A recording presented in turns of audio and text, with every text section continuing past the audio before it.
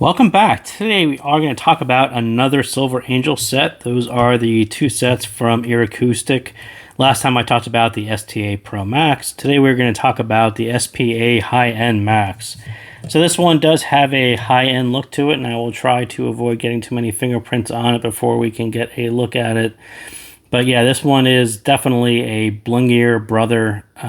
Very much kind of showy on the front. Kind of same arrow and snake symbology on the faceplates, but very polished, very nice build quality, very nice looking set. You do get a nicer case as well. I think the cable is probably similar to the other one, which I don't have handy right now, but it looks like this as well. So another 2-core SPC style cable, very nice as well.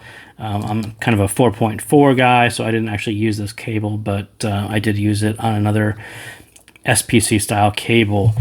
So as I talked about last time, I talked about STA Pro Max, and I almost caught myself there doing exactly what people wanted to know about. What is the difference between STA and SPA? What is the difference between STA Pro and STA Pro Max? That was sort of the number one comment going back on STA Pro was, should I just buy STA Pro or do I need to buy Pro Max to get this style tuning because it looks quite unique and it sounds quite good? And the answer was I didn't know at the time. And I said I would go back to EarAcoustic and say, hey, can you clarify the model naming and what's the difference between the Pros and the Pro Maxes and the Ultras? Is there a chart available that talks about the differences between all these sets? And they kind of said, we're on our way out on travel, probably going to CanJam. I understand the concern, and how do we resolve this? And I said, well, you're kind of gone. You can't really clarify it. Can you send me the STA Pro and the regular STA Pro and the regular SPA high-end, and I'll measure them and talk about them, and we'll see if people can save a little bit of money and not buy the Pro Max version and not buy the high-end Max and get a similar style tuning. So those are on the way. I just don't have them here yet. So today we're just going to talk about the high-end Max version, but in the back of my mind, I'm thinking if this is available, this style tuning, and this particular driver is available on the regular high-end, and that's about almost half the price of the high-end Max, that is going to be a more attractive set than perhaps high-end Max. And I'll kind of say right off the bat that I actually do like high-end Max quite a bit. I just think the price is a little bit higher than what people are going to be willing to pay. So in general, we'll kind of look at other 200-ish style sets, Dunu's Falcon Ultra and Tangim's Oxygen, and then SPA High-End Max. And you can kind of see they are very similar. There's some deviation here, and we'll talk about that in a second. But in general, SPA High-End Max adopted a very familiar base shelf. This works very well for single dynamic drivers. It works very well for people who are into mids. So you can actually see the red line is high-end Max, and they actually did add a little bit extra on the mid bass. They didn't really add too much on the sub bass at all, but just adding just a little bit of body, a little bit of thickness there. And then they bumped this up a little bit more as well. So a little bit more here, a little bit more here, and then a little bit less here. And essentially what this does is, if you're familiar with Falcon Ultra or Oxygen, they sort of have an emphasis right here. It's kind of right there in the upper mid into that vocal area. And by just putting a little bit extra here, a little bit body behind it, not dragging it out as far as here, it actually pulls STA high or SPA high-end Max. It told you someone needs to fix these model names because it's super confusing. But it kind of pulled the emphasis just a little bit away from where you're traditionally going to think about it. And I'll be the first to say, if I just looked at SPA high-end Max on the graph, I'd say that's probably going to be a little bit too shouty, a little bit too thin, a little bit perhaps too bright for me. And again, there's just a little bit extra here, which kind of thickens that out. This pulls it back in just a little bit more towards the mids. And this actually sounds a little bit different than you're probably thinking it's going to sound. And certainly the first time I saw the graph and measured it, I'm like, yeah, it's definitely going to be a set that's a little bit too much here, not really enough here, even though they add a little bit. But it actually does have very, very nice balance. And we'll talk about some of the attributes that style tuning and what they did to it, how that came across on the sound. So what is it? So this one's a little bit different than STA. So STA had a dual dynamic driver setup. So that was a 10 millimeter and a 6 millimeter. This one's a little bit different. This one is a 11.4 millimeter. And these are the words that I think they used. And the translation is a little bit hard to kind of grok what's going on. But 11.4 millimeter titanium gold dome, silicone edge, double-sided composite diaphragm, double chamber. So I think the translation got a little bit mixed up, but you can kind of see that it's a composite style dynamic driver. The dome itself is a special material. It's either titanium or or gold plated titanium. There was some mix of it. It actually looks gold in the picture. But the edges, the surround is probably a different material, probably silicone. And then it does have a dual chamber, as you would expect. But what is it actually? It's a very nice, technically capable dynamic driver. It is a very, very nice dynamic driver. I said the same thing about STA. Those dynamic drivers were actually quite nice. This heritage or this lineage kind of goes back through into TFZ. TFZ was a single dynamic driver specialist style brand. This is sort of no different. This modern version of TFZ with these dynamic drivers, it kind of shows a lineage of very, very nice dynamic drivers. And SPA high-end Max, no different in that respect. So the price, again, as I said, this one's a little bit steep at about $289, and that is just a little bit steep for a single dynamic driver, even one that has, a snake on it and, lots of bling to it and a super nice metal build. I would say it's still up there in price. And again, I will say that the regular high-end set, which I think is about $149, somewhere right around there, that is probably going to be the one. If that sounds like this one, but at a more attractive price point, that one may be more attractive to more people. But the closest set that kind of comes to mind for me on sound and price, I would say Dunu Falcon Ultra, especially on that upper mid energy. Like I said, this one has a little bit extra upper mid energy, but Falcon Ultra had a little better, more tactile bass. That was my favorite part of Dunu Falcon Ultra, was that bass. I love the way that one hits. I think that was kind of a unique set in that respect, the way the bass had a really tactile response to it. SPA has probably much better everything else than the bass hits, right? Again, I think the part that Falcon Ultra was really good at, I think SPA is probably better at everything else. And I didn't really like Falcon Ultra, but I will acknowledge that the bass on it was pretty nice, and it was kind of a standout piece to it. So what is unique here? And I'll say it hitting the upper mid energetic vocals of Falcon Ultra without the harsh. And that was sort of my issue with Falcon Ultra, was that set, you had two different nozzles. One was a bit too low, one was probably a bit too high. And especially at a little bit of volume, that one became quite harsh. And I think harsh is kind of an interesting word. And to me, when I think about harsh, I think it's hearing vocals that are too sharp, too thin, too much attack. There's no decay. It lacks body. It's almost like it's been overly compressed or truncated in some way. And that's sort of the way that set comes across. It just had a little bit too much energy right there. And if we look on the graph, you're probably thinking again, well, it looks like SPA High-End Max has more energy than Falcon Ultra. So how is it different, or how is it unique? And I'll say that SPA Ultra or SPA High-End Max has the energy and more, right? There's even more energy for those energetic vocals, but they don't come across as too thin. They're not too sharp. They are more natural in that energetic style, but there is still body to the vocals. There's still texture to them. There's still decay to them. And it's sort of where you realize that this dynamic driver is actually really, really nice, and the tuning is actually quite good. And again, I'll sort of keep on pointing back to this graph and why it doesn't necessarily sound like the way the graph is looking. So this normally, this shoutiness that would have happened at 1 to 2K, because it's a little bit over energetic, gets a little bit compensated by a little bit extra mid bass. So when I say that this has the energy of an upper mid set, it does, it's right there, but they actually kind of backfilled in the body to it, so it doesn't sound as thin or shouty or as harsh as other sets that have a very similar style tuning, done very, very well. And then they roll off the treble a little bit early, and that really keeps this doubling down on brightness. So you get some energy right here that gives you that sharp clarity to the vocals, which is exactly what they wanted, but it doesn't double down on a bunch of extra brightness and a bunch of extra noise that was happening out here.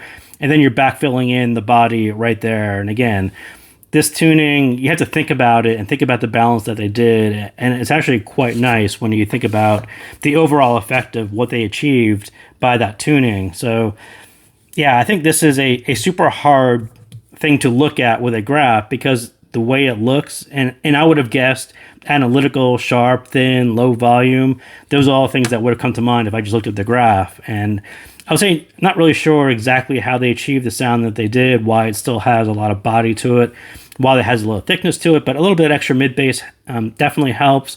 A little bit of rolling off the treble a little bit early, that helps as well. And as I said, the whole thing kind of, the focus slides back a little bit more into the mids than you're thinking it does, just because they didn't drag it out that far. So they sort of shorten the range this way, but that gives you kind of more of an emphasis right here, and this backfills in, and this sounds nice and clean and sharp on a nice dynamic driver. So yeah, the whole thing does actually play together really well. And again, kind of why I'm kind of looking forward to hearing SPA high end, and the Max is certainly a super set, but achieving this style sound on a cheaper set may be more attractive to more people. So it doesn't sound like the graph. Is that what I'm saying? I'll say no, you can't ignore the graph.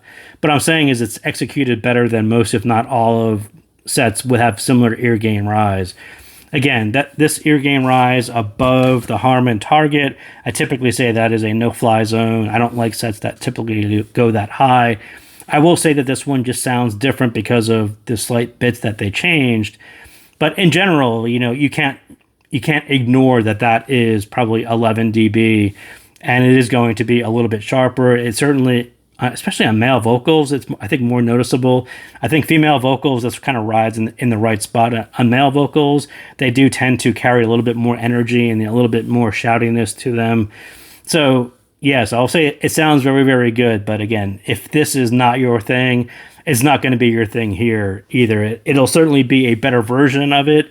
But if you are very sensitive to this area and don't like sets that go above 10 dB, you can't hide from the graph. Even though I say this one is executed better than nearly all the sets that go above 10 dB, you still need to have a preference for upper mid female vocal style, but this uses a little bit more mid bass, a little bit more versatile across genres because it doesn't sound bright. Again, this one's just going to be a little bit more versatile across genres because it has a little bit more mid bass. It can handle a little bit more rock. It can handle a little bit more even rap and EDM because this is just a little bit slightly heavier low end. This is kind of right there where it should be. Then this is pulled off, so you don't have a lot of that traditional really hardcore V shape happening out here, and they didn't really bump up the bass a whole lot. So it just comes across as a versatile set as opposed to a set that you might pick up. It's certainly not a bass-led set, but it's certainly also not a neutral bright set, and you're going to be limited to only vocal style music. It's not that at all. So source pairing, I would say it can go either way on this one. I was fine with it even on a topping. I would say you can lean into DD text with it if you have a flat, more neutral style source, and that is just a more resolving source. I think this one is a really, really nice pairing to that style because it's a very, very resolving dynamic driver. So you can really kind of push into these DD texts, and it sounds very, very nice, and it kind of rides that wave of more resolving and much more clarity. It does all those things really well with that style source. But certainly if you have a warmer source, it will certainly sound warmer. And again, it'll take some of the edge off of some of those bits that are above 10 dB. And I think that was fine too. I tended to lean into the text because I think the driver is actually quite nice. And I thought that was a little bit more enjoyable than trying to soften everything and make it a little bit warmer. Sound, I'll call it the classy V shape. And again, I'll say it's not really a traditional V shape. It's certainly boosted right here, but you don't have that abundance of upper treble energy like a full-on V shape. That's kind of a more bass, a lot more treble. This one is, I would call it maybe a more refined or a classy style V-shape in that way. And the bass, again, what I'll say about the bass is it definitely is a nice bass curve. It's certainly used on lots of sets. It is certainly not a bass-led set. There's bass that provides the lower half. It gives you that body, and it does that very, very well. But at second, it's really there to do no wrong, and no boom and no bloat.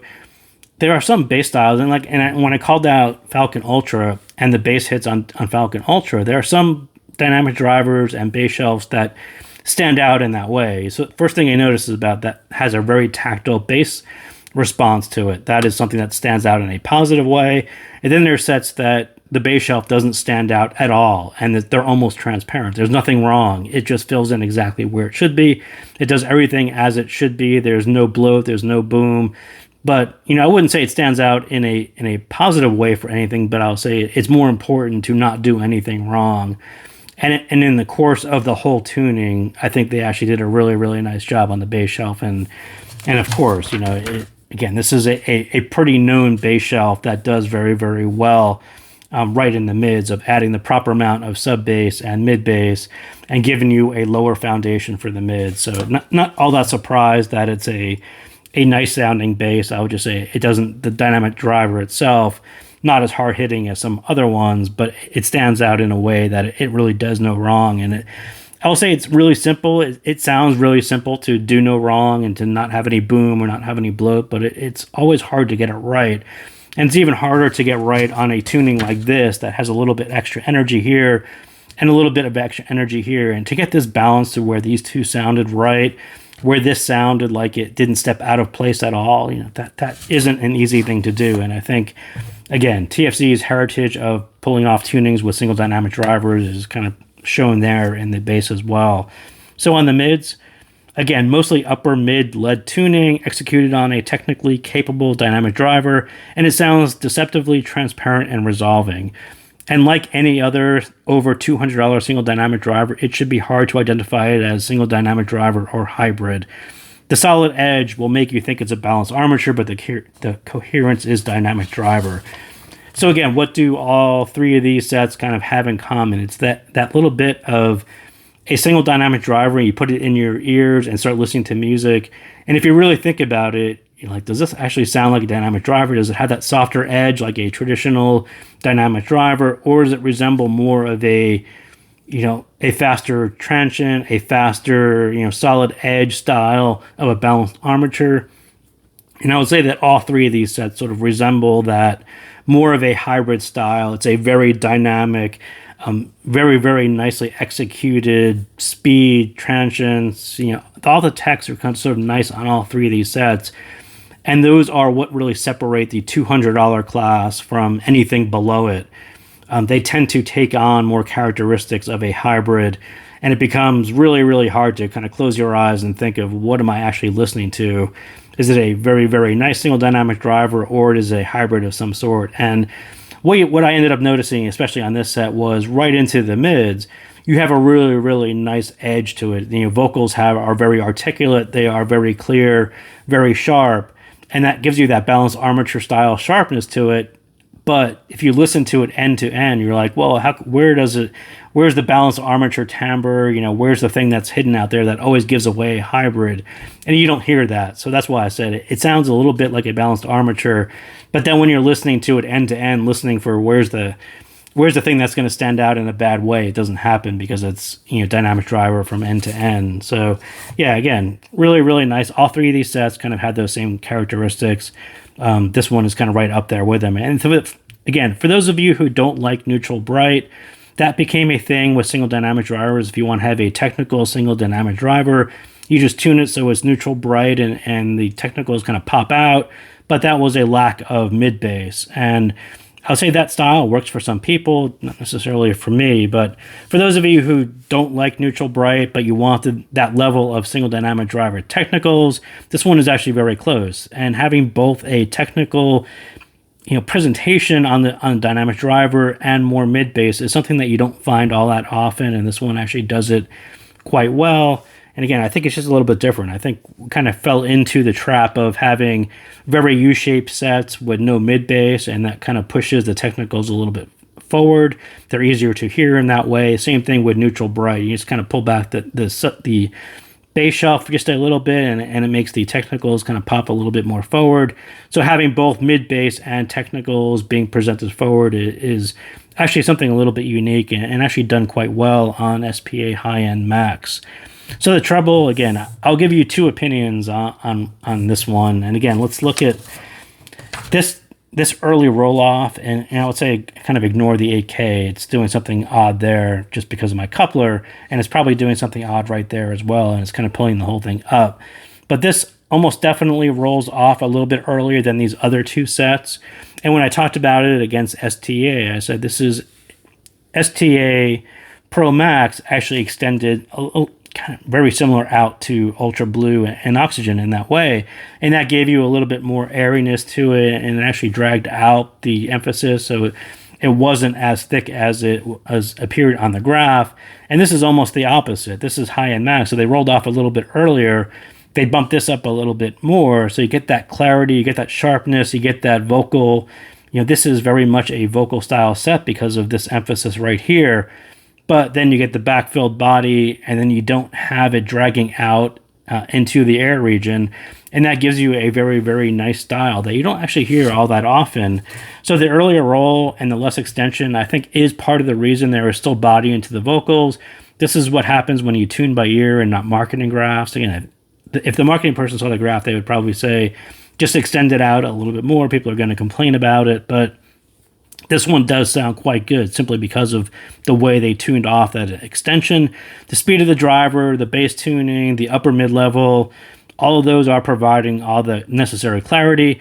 And I think the extra treble extension on this one would have thinned out the sound and probably been harsh, and probably harsh in a way that Falcon Ultra was harsh. So I will say yes, on the graph, this isn't a marketing style graph that you want to see because this is off a little bit early, but when you listen to it, I think they actually did the correct move there, and it is a very, very nice sounding treble in that way. My preference, I would have lowered the upper mid just a little bit, extend the treble for a little bit more air and space. I tend to want to lean tuning to resemble more expensive sets, and that's sort of what's missing here. But in terms of execution, lots of sets roll the treble like this, and they will sound less resolving and less dynamic than this one does, than the SPA high-end Max. So again, they did the right thing. It doesn't look great on the graph, I understand that, but when you actually hear how they preserve the resolve and the dynamics and just putting the energy right here as opposed to carrying it out there, again, not many sets pull this off, and I've complained about plenty of sets that have tried to do the same exact move but didn't do it, and they end up doing exactly this. They sound less resolving and less dynamic. That isn't a problem here, but you do hear it in the stage, right? If you're really expecting a big, huge stage projected around your head, it doesn't quite do that because it doesn't have that airiness and space to it. It does a great job because of the driver and the tuning as far as creating space that it uses. I wouldn't even say it's an intimate space, but I will say it is very good about layering and depth and all the things that you're expecting. It just doesn't project out in a big way that you would get from kind of a more extended style treble, is kind of how I would put it. So why does it sound like $290? I think, again, the attack and decay completion, very resolving, not too fast. A lot of what happens on these more expensive sets that's a little bit hard to, you don't even see it on the graph or understand it until you hear sets like this, is a lot of the technicals of these high-end single dynamic drivers, a lot of what happens is sort of between the notes, the attacks and the decays and the reverbs. Catching all of those small details is sort of what makes those sound like high-end sets and resemble higher-end, more expensive sets. When you get into more budget style single dynamic drivers, they're pretty good at reproduction, but they're not good at reproduction of those small details that happen in between notes. And there's just some things that you catch on these style sets that just don't exist on low. And our brains are very, very good at filling in the details, and you think that that is someone's voice trailing off, and our brain does a great job of filling that in. But when you hear it on a set like SPA high-end Max or on Oxygen or on Ultra, it's a different experience when you actually hear it and you're like, oh, that's actually there. That's not my brain thinking it's there. That is there, and I'm hearing it, and that note is trailing off forever, and that is very different than some other set that I've been listening to. So yeah, it does sound like a more expensive set, kind of exactly where I would expect a more expensive set to sound differently, and this one does it quite well. So that was a long one. So thank you guys again for hanging in there and tuning in, and I will see you next time.